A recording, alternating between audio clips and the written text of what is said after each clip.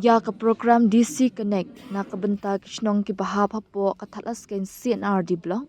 Lapan long ha ka khat artrik liber ha office thatlas ken blong. Kabalapan long da ka West Giant Hills District Administration ban ai ka rinsan ni kinong alam shnong. Ban iakren markmat bat ki officer na kitara trekam ba per bat ban ra ki mat ki baya day bat kishnong jongki. Ha ka jingkren pli u Deputy Commissioner u Abhinav Kumar Singh IAS ulapan pau baya ka ni ka rinsan la thaw ban pensuk ya ka jingkren happening kinong alam shnong bat kitara trekam ba per. Ha ka bala ban pen pau bet ki jingeh bat ka jubam bala ai da ki he sarkar ki badai pen. Ula ong ru baka ni ka sinjam bala shim da ki bor penyai district kathmu ban ailad ki paidbah ban ai jingmen bat ki jingeh baki ya kendu hala kishnong ki thaw. Ula ban rap ru baka ni ka program kan ya rap ru ya ka bor Senshar district ban sngot hu khambhai ki jingdon kam bat ki jingeh jong ki paidbah. UDC ula ong shu bala dadan kinu ki kam ki badan kam panwan ra shaka jingtep jong ka sarkar kani ka rinsan kan longkum kalat kaba ki borsen shar district kin la ban ai jingershan bat chingaram da kaba kintu ya barok ban pendan kam hok ya ka kabu u Abhinav ula pen pau ya ka jingshan ya bagi he officer ki badan lang kin penbet ki jing ki bala pen pau ula penthikna ba onsa shimi ki mat ki bala ban penbet mardor kat bai ki weipat ki mat on penthikna ban penbet bha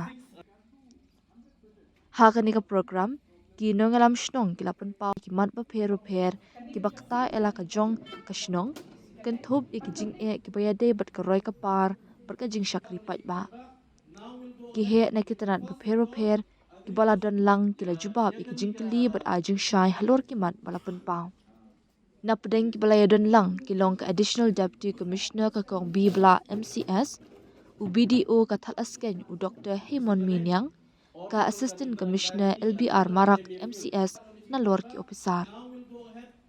It is on the similar lines how our Honorable Chief Minister Sir conducts the program wherein he interacts with all the people from the village representatives as well as the village people with all the line departments where the concerned are aired directly through this platform and the answers are given directly by the concerned department officials.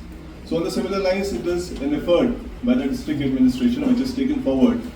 So wherein you can air out your suggestions, your opinions, all the problems or whatever you are facing in the village, if there is anything which is to be brought to the notice of the government, though we could be of any help to you.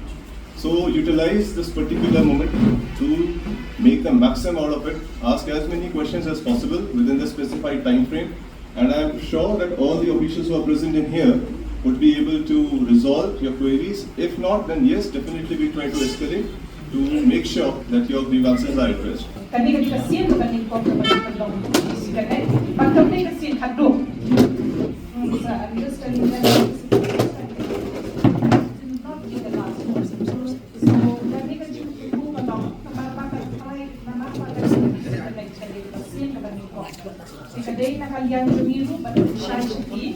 Bahkan dia DC Connect mentani kuat apa skein lu indai baru ada shnong.